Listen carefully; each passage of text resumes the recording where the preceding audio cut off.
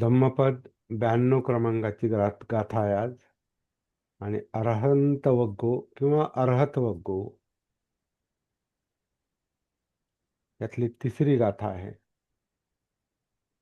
एसं सनिच्चयो नत्थी ये परियात भोजना संयतो अनिमित्तो च विमोक्षो एसं गोचरो आकाशे एव सकुंतानं गती तेसं दुरन्नयं. इंटरेस्टिंग गाथा आहे आणि थोडी अवघड आहे समजायला. पाहूया. जे संचय करीत नाहीत, परिग्रह, सनिच्छय म्हणजे जे संचय करीत नाहीत, जे भोजन जाणतात म्हणजे भोजनाचे प्रमाण जाणतात,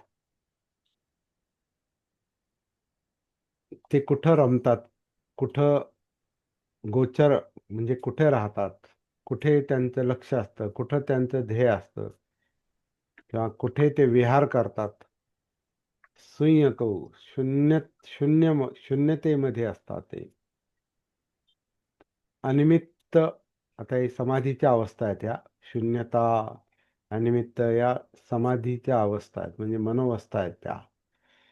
त्यांचं हे अर्हताचं हे लक्षण आहे.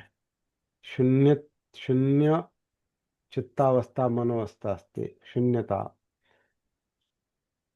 त्या शून्यता म्हणजे काय आपण समजतो तो शून्य नाही. ही शून्यता समाधी याच्यावर आपण पाहूया. आपण आता शब्द अवघड आहेत आणि कन्सेप्ट हे समजणं पण अवघड आहे. आणि अवघड काम हे मध्येच टाकलेलं आहे धम्मपदामध्ये. त्याच्याबद्दल तर थोडी आपली हे आहेत थोडे मतभेद आहेत. असं असूच शकत नाही. ज्या अवघड गोष्टी आहेत त्या नंतर आल्या पाहिजेत शेवटी, आणि त्यामध्येच टाकलेल्या आहेत. याचं थोडंसं स्पष्टीकरण आपण नंतर पाहूया. तर अर्हत कुठे गोचर करतात म्हणजे कुठे राहतात, कुठे विहार करतात, तर शून्यतेमध्ये, अनिमित्त समाधीमध्ये. आणि ते विमोक्षो म्हणजे विमोक्ष. विमोक्ष म्हणजे मुक्ती, विमुक्ती, दुःखमुक्ती. अर्हताचा अर्थ दुःखमुक्ती आहे.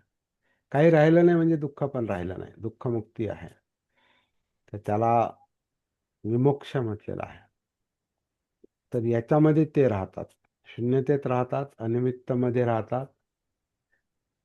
हे काय आहे हे आपण पाहूया. आणि विमुक्ष अवस्थेत राहतात, म्हणजे विमुक्त विमुक्त अवस्थेत राहतात. ते अंतिम ध्येयच आहे ते. आणखीन एक छान उपमा दिलेली आहे. आकाशे एव, एव म्हणजे आणि तसेच असा अर्थ आहे तो. त्याप्रमाणे तसंच आकाशात जसं, आकाशात जशी पावलं दिसत नाहीत, आकाशात पावलं जशी दिसत नाहीत, तसे हे अर्हत असतात. यांची पावलं दिसत नाहीत. म्हणजे सामान्य माणसाची लक्षणं त्यांना लागू पडत नाहीत. ते पलीकडे गेलेले असतात. सामान्य माणसं दुःखात जगतात, हे विमुक्षात जगतात. सामान्य माणसं निमित्तामध्ये जगतात. कुठलंही निमित्त झालं की त्यांचं चित्त त्याप्रमाणे विचलित होतं किंवा बदलतं. अर्हताचं तसं नाही. ते शून्यतेमध्ये राहतात. विमुक्तीचा अर्थच शून्यता आहे. असं एक एक शब्द जर पाहिला तर सर्व मिळून त्यांची जी लक्षणं तयार होतात. आणि आधीची काही, आता हा अरहंत वग्गोच आहे. अरहंत वग्गो म्हणा किंवा अर्हत वग्गो म्हणा, जो काय आहे तो, त्याच्यामध्ये सगळी ती लक्षणच आलेली आहेत पहिल्यापासून. त्यातली आता ही काही लक्षणं आहेत.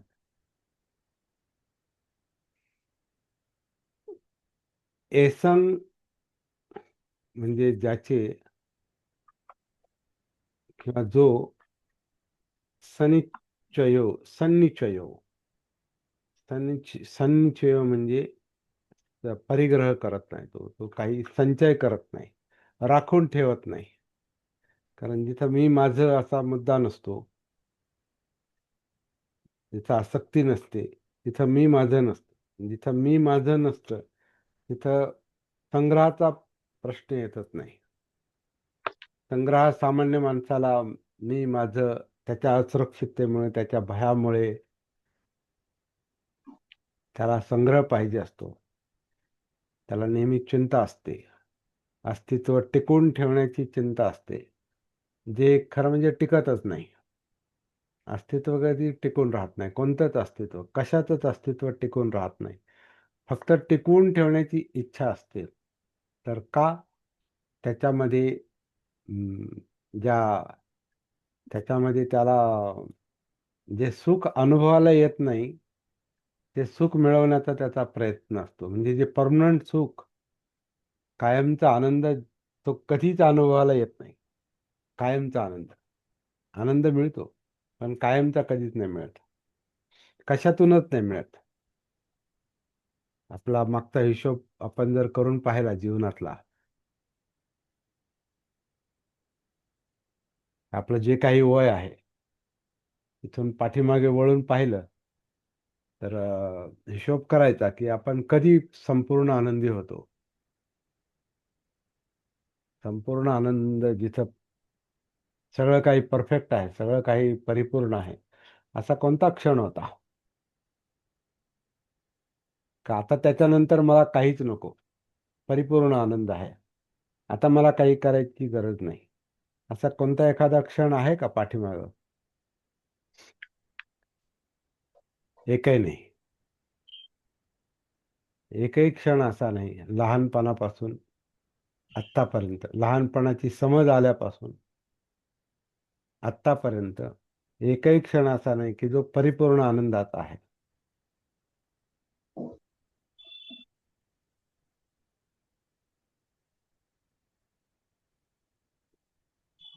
लहानपणची खेळणी आपल्याला सतत बदलत राहावं लागायची. हे नको ते पाहिजे, ते नको ते पाहिजे. तरुणपणात ते आपल्याला हे नको ते पाहिजे, असं नको तसं पाहिजे. म्हातारपणात ते आता हे असं नको, जरा एवढं दुखणं जरा कमी झालं पाहिजे. जरा हे नको, ते तसं बरं, तसं बरं होतं. असं नको तसं बरं होतं. हे म्हातारपणातही चालतं. आणि जेव्हा सगळं थांबेल, तेव्हा अरे अरे ते मला पाहिजे होतं, किंवा त्याच्यातलं ते राहिले, त्यातलं हे करायचं राहिलं, ते करायचं राहिलं, असं ते चालू राहतं शेवटपर्यंत. म्हणजे परफेक्ट आनंद जो आहे, परफेक्ट सुख जे आहे, ते कधीच मिळत नाही. आणि ते परफेक्ट सुख मिळवण्यासाठीच माणूस परिग्रह करतो, संग्रह करतो.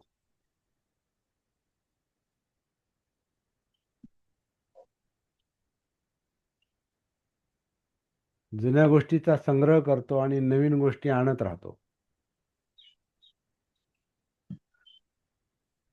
जुन्या गोष्टीतून आनंद नाही मिळाला तर त्या फेकून देतो, नवीन आणतो. नवीन जुन्या झाल्या की त्या परत त्याचा संग्रह करतो, ठेवतो, सांभाळून ठेवतो आणि तरी नवीन आणतो.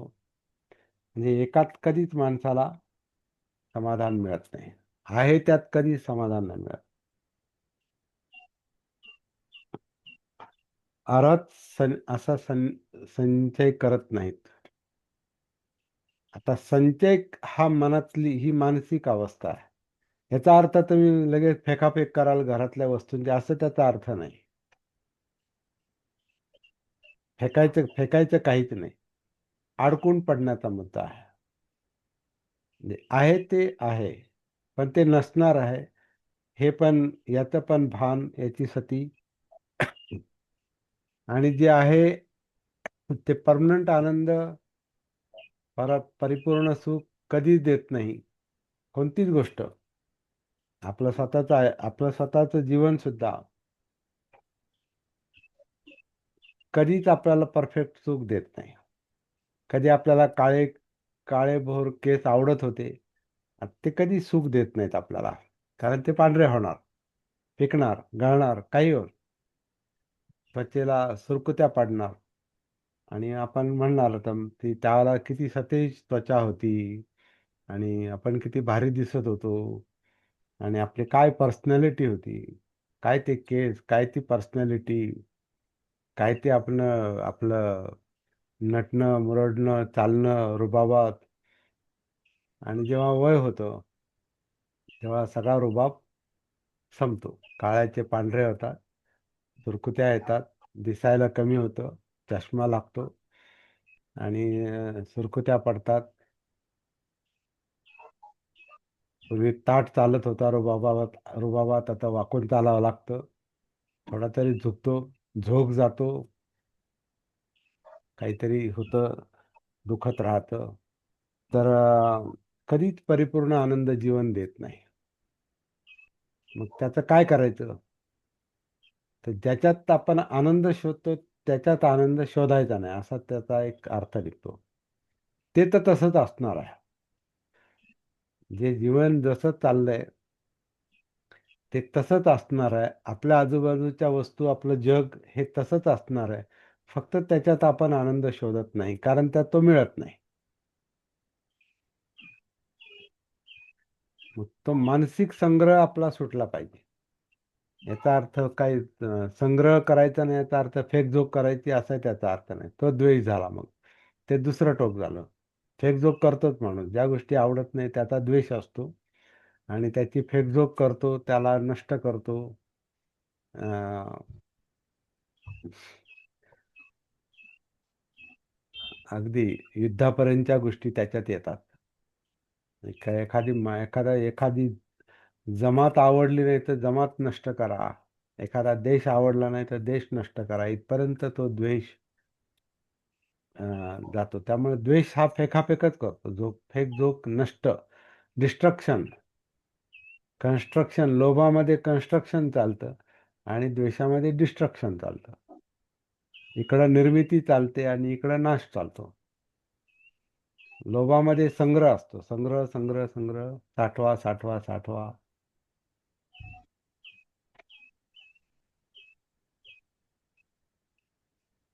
आणि द्वेषामध्ये फेकझोक करा. तर संग्रह करायचा नाही याचा अर्थ फेकझोक करायची असाही त्याचा अर्थ नाही. आणि या दोन्हीची मधली अवस्था तो पुढचा शब्द आहे शून्यता. शून्यता याचा अर्थ की आहे आणि नाही याच्यामध्ये चित्त नाही. याच्यामध्ये चित्त रमत नाही. हे आहे काय नाही काय.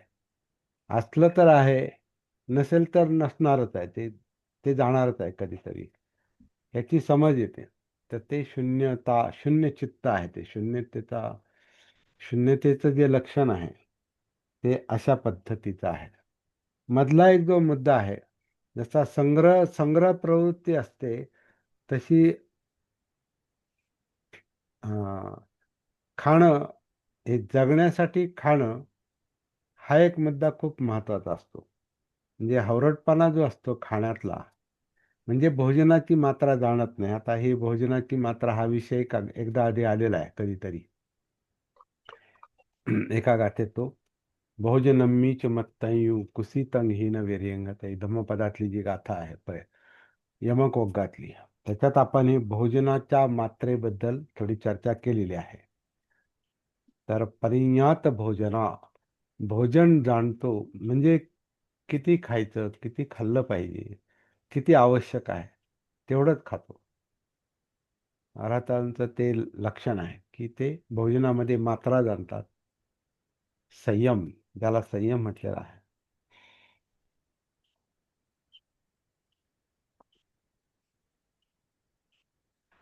शून्यता,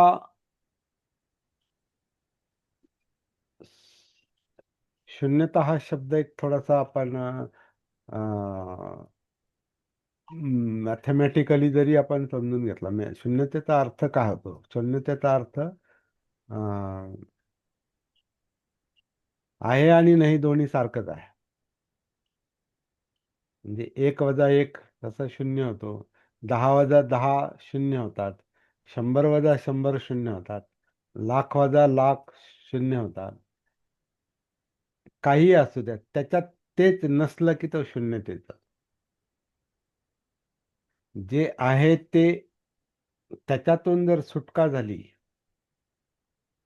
त्याच्यात जर आसक्ती नसेल, तर ती शून्य अवस्था आहे असं पण म्हणतात. आपण आता व्यावहारिक भाषेत बोलतो. शून्यता, तात्विक दृष्ट्या शून्यता समजावून सांगण्यासाठी अनेक प्रकारे ती सांगितली जाते. तर शून्यतेला एक संस्कार शून्यता असं पण शब्द आहे. संस्कार शून्यता, कारण संस्कार म्हणजे धारणा आहेत. आपलं अस्तित्व जे आहे, आपलं जीवन जे आहे, हे संस्कारांनीच बनलेलं आहे. आणि त्या संस्कारांची धारणा, त्यांना धरून ठेवणं, त्यांची आसक्ती, हे दुःखाचं कारण. का तर त्याच्यातच सुख पाहिलं जातं जे टिकून राहत नाही. जे शून्य आहे, ज्याचं अस्तित्व टिकून राहत नाही, ज्याची वजाबाकी सतत चाललेली असते, त्याच्यातच जर मन अडकून असेल, तर मग तेच यातनांचं, दुःखांचं, डिस्टर्बन्सचं, विचरणाचं कारण आहे. पण याचं जेव्हा भान येतं, ह्या गोष्टी जेव्हा समजतात, तेव्हा मग आपल्याला त्यातली शून्यता लक्षात येते, की जे आहे ते तसं नाही. ज्याच्यात सुख आहे, त्याच्यात तर वास्तविक नाही. ज्याच्यात आपण आनंद पाहतो, त्याच्यात तो आनंद नाही. खरा आनंद त्याच्यातून सुटका करून घेण्यामध्ये आहे. आणि सुटका करणं म्हणजे त्याला फेकणं नाही, आपलं चित्त अलिप्त होणं आहे, आपलं मन अलिप्त होणं आहे. बाकी जग जगाच्या जागेवर राहतं, वस्तू वस्तूंच्या जागेवर राहतात. किंवा आपली काया सुद्धा, शरीर सुद्धा, हे सुद्धा एखाद्या परक्या गोष्टीसारखंच आहे. कारण त्याला जर आपण नियंत्रणात ठेवू शकत नाही, त्याच्यात जर मी नाही, त्याला जर आपण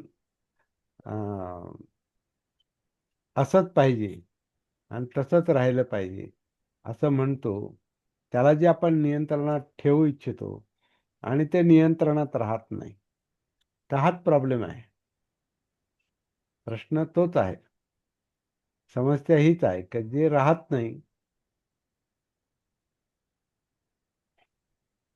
राहतो, परत इथं तो शब्द आहे की जे राहतच नाही ते राहिलं पाहिजे असं म्हणतो. आणि तेच विचलनाचं कारण आहे. म्हणून संस्कार हे दुःखाचं कारण आहे. सब्बे संखारा दुःखाती. ते दुःख काय आहे? ते कारण ते अनित्य आहे. सब्बे संखारा अनिच्छाती. आणि हे दुःख काय आहे? तर ज्याला मी माझं म्हणतो ते तसं नाही ते. सब्बे धम्मा अनंताती. जे मी धारण केलेलं आहे, ज्याचं मन ध्यान करतं सारखं, जे धरून ठेवतं, ते अनात्मा आहे. ते मी नाही. त्यामुळे त्याला धरू शकत नाही. मी असं करेल आणि असं पाहिलं आणि असंच राहील, नाही. संस्कारांचं लक्षण तसं नाही, किंवा धम्मांचं लक्षण तसं नाही. धम्म म्हणजे ज्या घडामोडी ज्या आहेत ते आतमध्ये किंवा बाहेर जे काही चाललेलं आहे, ज्या घडामोडी ज्या चाललेल्या आहेत, ते जसं दिसतंय तसं नाही. त्याला शून्यता म्हटलेलं आहे. आहे आणि नाही दोन्ही सारखंच आहे. म्हणून 1 - 1, 100 - 100, 100 लाख - लाख, कोटी - कोटी, शून्यता सगळीकडे आहे. गणितात पण आहे आणि जीवनात पण आहे. जीवनात पण जे आहे,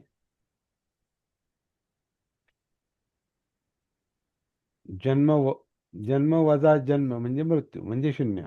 परत म्हणजे जे आहे जीवन, जीवन वजा जीवन म्हणजे मृत्यू, म्हणजे ते शून्यता आहे. ते तसं नाही आहे. ते कोणती वस्तू, अणू, रेणू काही घ्या, सूर्य सुद्धा एका जागी थांबत नाही, पृथ्वी पण फिरत राहते. म्हणजे स्थिती नावाची गोष्टच नाही. तर जिथं शून्यता असते तिथं गती आहे. शून्यता ही गती आहे, गतिशील आहे, स्थिती नाही. त्यामुळे त्याच्यात माणूस आनंद शोधू शकत नाही. सुख मुक्तीमध्ये आहे, विमुक्तीमध्ये आहे. म्हणून निब्बाणं परमं सुखं. निब्बाण म्हणजे ज्याच्यात तृष्णा नाही. निर्वाण, वाण म्हणजे तृष्णा. ज्याच्यात तृष्णाच राहिली नाही, म्हणजे शून्यता, त्याच्यातली शून्यता दिसते. कुठली गोष्ट ही आनंदाचं निमित्त बनत नाही, सुखाचं निमित्त बनत नाही. कारण ज्याच्यात सुख आणि आनंद पाहतो ते निमित्त टिकत नाही, राहत नाही. कारण ते गतिशील आहे, कारण ते अनित्य आहे, कारण ते प्रवाहित आहे, कारण त्याचं खरं म्हणजे अस्तित्व असल्यासारखं वाटतं, पण ते तसं नसतं. हे वास्तव जे आहे जीवनातलं,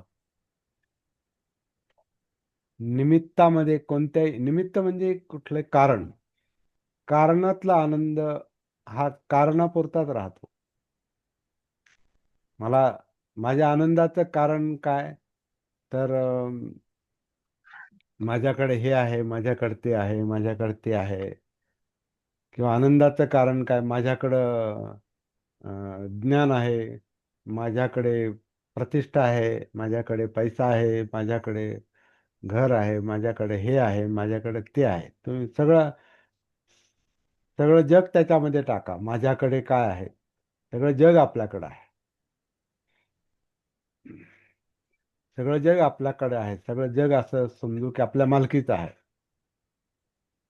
पण ते जगच अनित्य आहे. त्याच्यामध्ये सगळं आलं, सगळ्या वस्तू आल्या आपल्या सकट सगळं. आपण पण जगाचाच भाग आहोत. कारण आपण बाहेरच घेतो, बाहेरचं पितो, बाहेरचे कपडे, बाहेरचा चष्मा, बाहेरचा हेडफोन, बाहेरचा मोबाईल, सगळं बाहेरूनच आलेलं आहे. कपडे बाहेरचे, सगळं बाहेरचं. अन्न, वस्त्र, निवारा, हे सगळं बाहेरूनच घेऊन उभं एक तर राहिलेलं आहे, किंवा त्याचा त्याचा उपभोग आहे. ते सगळं बाहेरूनच येत आहे.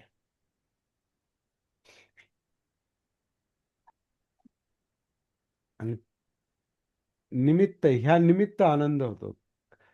खाण्याची इच्छा झाली आणि खायला मिळालं की त्या निमित्तानं आनंद होतो. पण ते निमित्त संपलं की आनंद संपला. मला हे पाहिजे, ते पाहिजे ते मिळालं, मिळालं, आनंद झाला. पण जे पाहिजे होतं ते नाही राहिलं, आनंद संपला. म्हणजे कसं आहे, पाहिजे वजा पाहिजे अशी ती समज येणं गरजेचं आहे. आता हे अर्हत अर्हत अवस्था ही आता अंतिम बुद्धत्वाची अवस्था आहे, ती अवघडच आहे. समजणं अवघड आहे, परंतु आपल्या बघू आपण बुद्धीची कसोटी लावून किती घासाघीस करता येते ते. पण शेवटी बौद्धिक घासाघीस करून ते नाही मिळत. ते डायरेक्ट उतरून स्वतःशी कनेक्ट होऊन सत्य पडताळून पाहून ते सगळं मिळतं. म्हणून शून्यता ही प्रत्येकाला अनुभवाला येणारी गोष्ट आहे, जर पद्धतशीर प्रॅक्टिस झाली तर. अनिमित्त, जे निमित्तामध्ये आनंद पाहत नाही, ही अनुभव घेण्याची गोष्ट आहे. विमोक्ष म्हणजे दुःखमुक्ती, मोक्ष, निब्बाण, अर्हत, अर्हतपद, बुद्धत्व, हे सगळं काय आहे, विमोक्षामध्ये येतं. विमोक्ष सुख किंवा विमुक्ती. विमुक्ती जी आहे हे हे अंतिम ध्येय आहे. बुद्ध धम्माचंच अंतिम ध्येय आहे, मनुष्य जीवनाचाच अंतिम ध्येय. त्याला खरं म्हणजे तेच पाहिजे असतं की अजिबात एवढीशी पण यातना नको मला जीवनात, एवढंसं पण दुःख नको, हेच माणसाला पाहिजे असतं. आणि तेच वाटायला येतं. मग हे जर असंच आहे, तर मग का त्याच्यातच सुख पाहायचं जे मिळू शकत नाही? का त्याच्यातच आनंद पाहायचा, त्या निमित्तामध्येच आनंद पाहायचा जे मिळूच शकत नाही? तर ती शून्यता लक्षात आली पाहिजे, की जसं आहे तसं नाही, एक सिंपल आहे ना, म्हण आहे ना, ती दिसतं दिसतं तसं नसतं म्हणून जग फसतं. ही फार मोठी मोठी म्हण आहे ती. दिसतं तसं नसतं म्हणजे शून्यता आहे, आणि शून्यतेमध्येच फसतो. कारण ते चित्त भानावर नाही, ते मन भानावर नाही, त्याला सती नाही, त्याला स्वतःच भान नाही. त्यामुळे ते कशात फसतं हे त्याला कळत नाही, म्हणजे आपल्याला कळत नाही.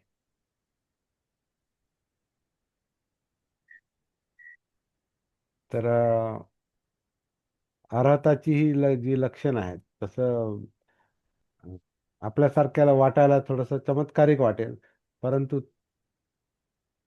ती साधनेचा परिणाम आहे, प्रॅक्टिसचा परिणाम आहे, सत्य जाणण्याचा परिणाम आहे.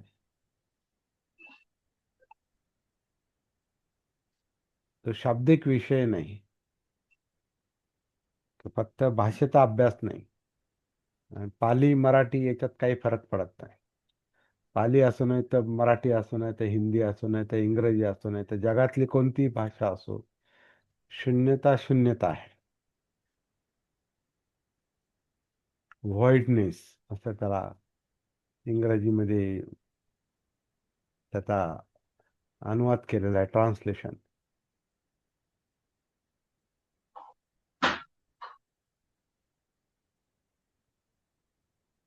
तर अर्थ असा असतो. आता याची जी नंतरची उपमा जी आहे ती फार इंटरेस्टिंग आहे. आकाशात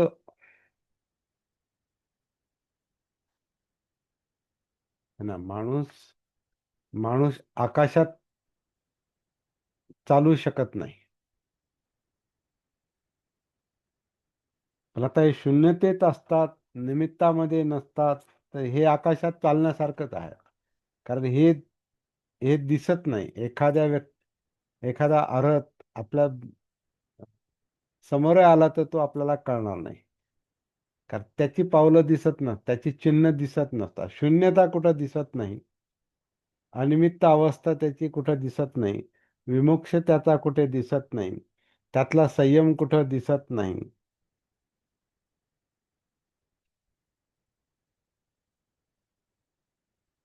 वस्तूंमध्ये राहून पण तो वस्तूंपासून मुक्त आहे, संग्रहात राहून पण तो संग्रहातून मुक्त आहे.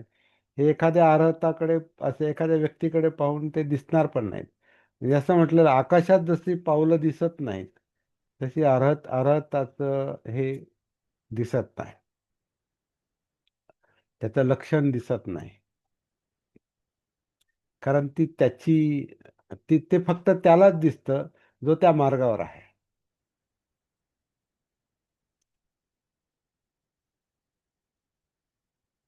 म्हणून खरं म्हणजे बुद्ध बनल्याशिवाय बुद्ध कळत नाही पूर्ण अर्थानं. तर जेवढे जेवढे आपण मार्गावर आहोत तेवढंच कळतं. अरहत पद ही शून्य अवस्था किंवा अनिमित्त अवस्था किंवा हे विमुक्ष त्या त्या पातळीवर गेल्याशिवाय ते कळतच नाही. म्हणून हे धम्मात शिरल्याशिवाय, धम्मानुसती म्हणजे धम्मात जाणं, धम्माशी एकरूप होणं, धम्माचं भान, धम्माची जागृती, हे त्याच्यात शिरल्याशिवाय ती कळत नाही, अस्तित्व कळत नाही. धम्म तोपर्यंत कळत नाही जोपर्यंत बुद्ध जन्म घेत नाही. आणि बुद्ध म्हणजे जागृती आहे, बोध. ज्यांना बोध होतो ते बुद्ध. जो बुद्ध आहे, जो बुद्धत्वाच्या मार्गावर आहे, ज्याला थोडा थोडा बोध होत जातो, म्हणजे जाणीव होत जाते, ज्याला अस्तित्व कळतं, अस्तित्वाचं भान येतं, कायेचं भान येतं, जाणीवांचं भान येतं, चित्ताचं, मनोधम्मांचं, हे सगळं अस्तित्वाचं जोपर्यंत भान येत नाही, म्हणजे बोध होत नाही, म्हणजे बुद्धत्वाच्या मार्गावर जोपर्यंत जात नाही, त्या मार्गावर येत नाही, तोपर्यंत धम्म कळत नाही.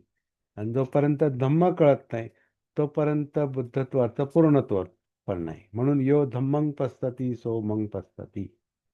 बुद्धांनी काय म्हटलं, जो धम्म पाहतो त्यालाच मी कोण आहे काय आहे कळतं, दिसतं.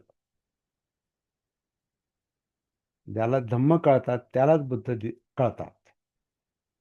म्हणजे बुद्ध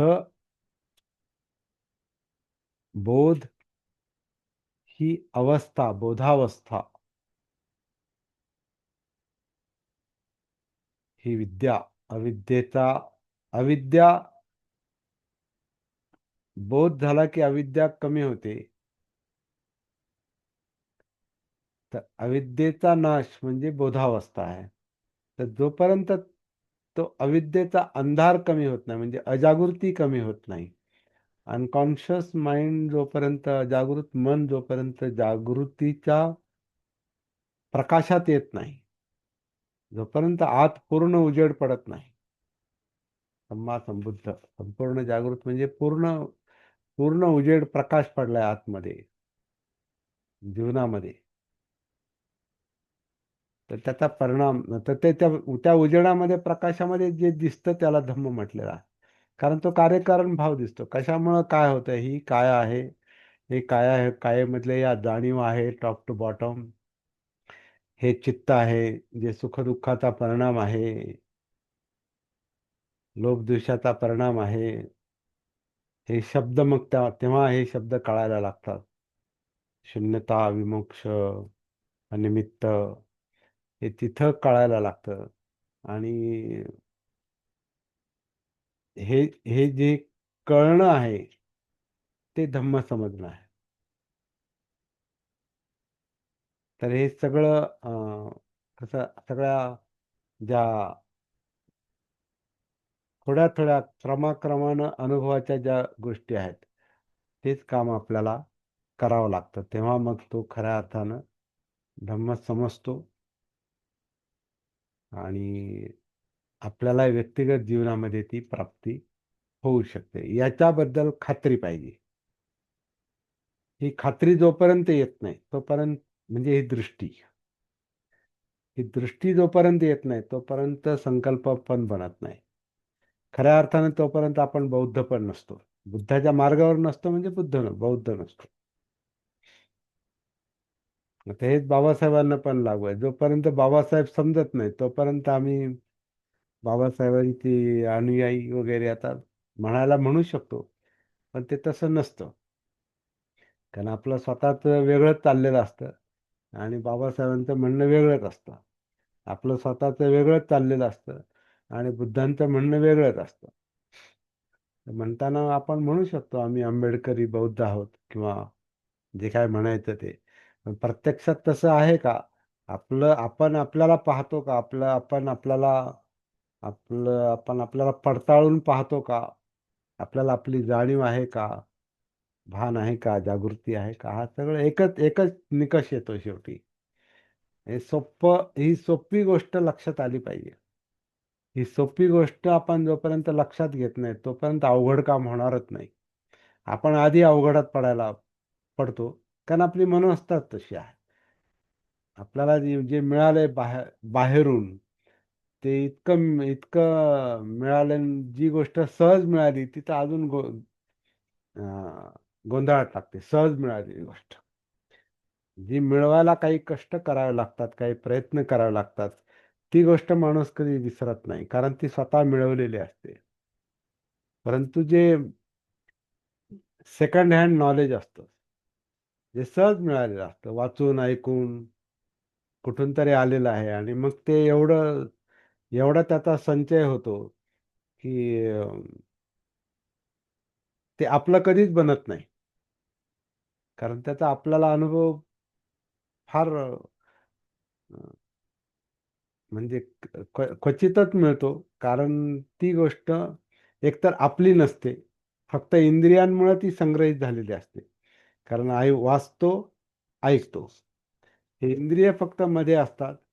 त्याच्यामुळे सगळं ज्ञान आपल्याला मिळालेलं असतं आणि आपण म्हणतो हे मला मिळालं, मी आता ज्ञानी झालो. आणि ते सहज मिळालं, तर जी गोष्ट सहज मिळते त्याची किंमत नसते.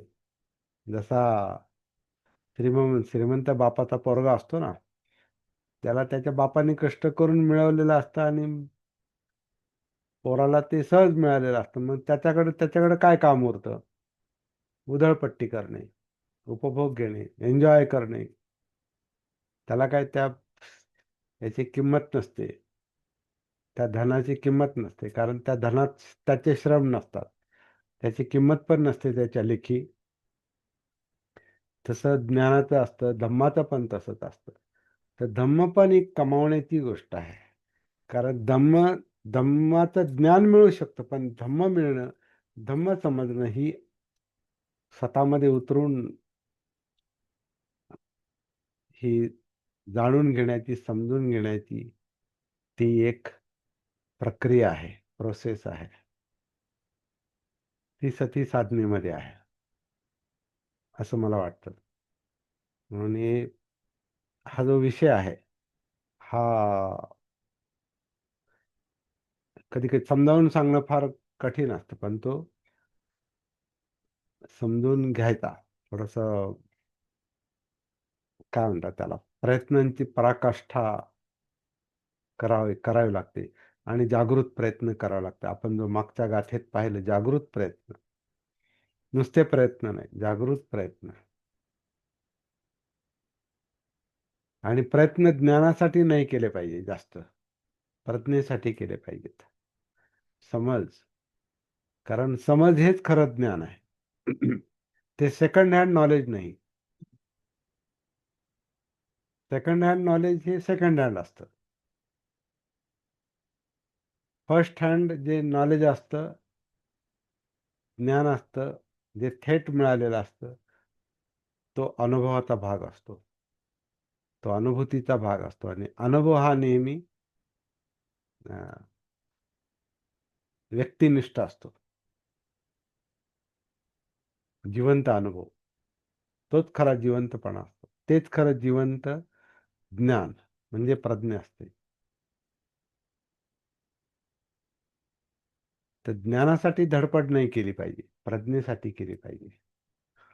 ज्ञान मिळतच राहणार आहे, कारण ज्ञानेंद्रिय उघडे आहेत. डोळे कान उघडे आहेत, तर ज्ञान कुठे जाणार नाही. फक्त ज्ञानाच्या तिथपर्यंत जाण्याची गरज आहे, किंवा ज्ञान आपल्यापर्यंत येण्याची गरज आहे. आणि आता तर इतकी माध्यमं झालेली आहेत, इतकी साधनं झालेली आहेत, का ज्ञान हे फार सोपी गोष्ट झालेली आहे.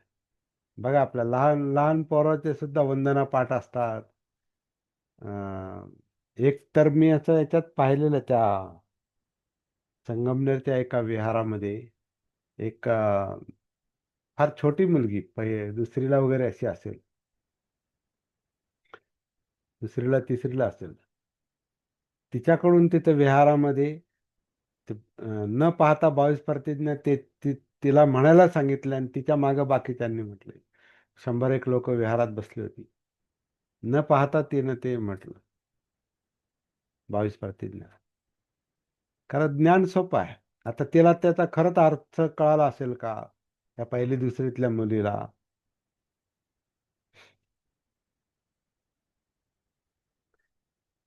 की बुद्धाने अवतार घेतले, हा खोटा आणि खोडसाळ प्रचार आहे, याला काय कळणार तिला? इतप्पर मी बुद्धांच्या शिकवणीप्रमाणे वागेन, याचा काय अर्थ तिला कळाला असेल? पण ती म्हणू शकते, कारण तिचे ज्ञानेंद्रिय उघडे आहेत. तर तो संचय आहे, संचय वाणीद्वारे व्यक्त होतो.